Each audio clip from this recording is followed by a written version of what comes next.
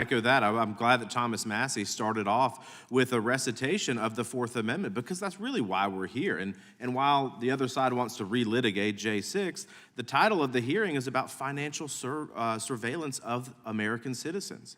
This is deeply troubling, that if you are a Catholic that cares about your child's education and you shop at Gander Mountain, that you are like prime suspect under some sort of weird rubric in a government surveillance operation.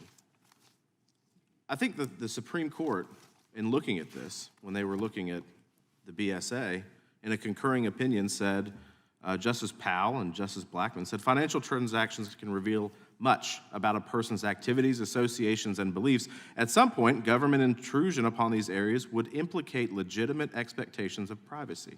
Moreover, the potential for abuse is particularly acute, whereas here, the legislative scheme permits access to this information without invocation of the judicial process. So, Mr. Tedesco, how do we get here?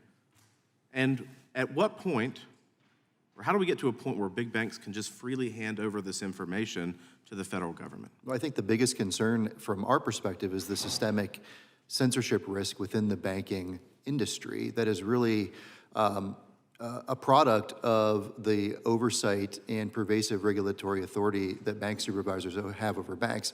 If you think about the top 5 banks have 50% of the bank deposit market in the United States, you see that there's a concentration of power in the banking industry. There's just a few banks that are heavily regulated.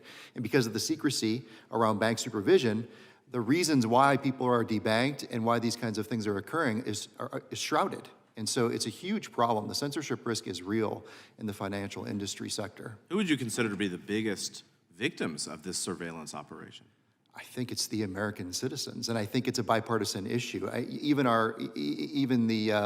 Some of the Democrats in this chamber and the Senate sent letters to the big banks just a few weeks ago talking about de-risking. They call debanking de-risking. We're talking about the same thing of Arab Americans, Muslim Americans, including because of their religious donations and donations to charity. So it's a bipartisan issue, and I think we all should be concerned about it and try to work together for solutions. No, I 100% agree with you. And you know, what do you think right now under the BSA, under the current structure, what is the remedy for Americans?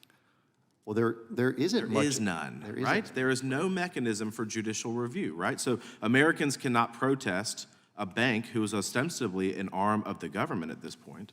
They cannot protest the disclosure of their financial transactions to the federal government. There's no mechanism for that, is there? That's right. And so, and obviously, they don't have any knowledge that their data was collected to begin with, do they? Yeah, I think one of the scariest things I heard at this hearing was what Mr. Michel said, once the bank has the data, the government has the data. Right. Can you hire a private security firm to search somebody's house without a warrant? I don't think so, no. No, you have to have a warrant. So what is the difference here? It's a big risk, and it needs to be fixed. So you would articulate, let me ask you the panel this, do you think that under the current BSA or other laws that it would be wise, given where we are from a technological standpoint, do you think it would be wise to revisit the BSA or the other laws to provide that protection for Americans' privacy, sir? Well, there were some concerns expressed earlier about what might happen in the aftermath, let's say, of Donald Trump's election with regards to political belief, and anything that facilitates the collusion between government and giant corporation and enables that kind of information gathering will absolutely be used in that way. That's why I made comments earlier regarding this as a bipartisan issue. Once this capability exists, and it's being magnified now, it will be used in all directions. So the people at risk will be politically active, vocal Americans.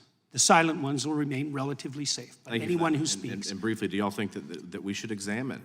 We should absolutely examine it. Agree. Yes, definitely. Yes. Gentleman's time has expired. The gentlelady from Florida is recognized. Mr. Chair.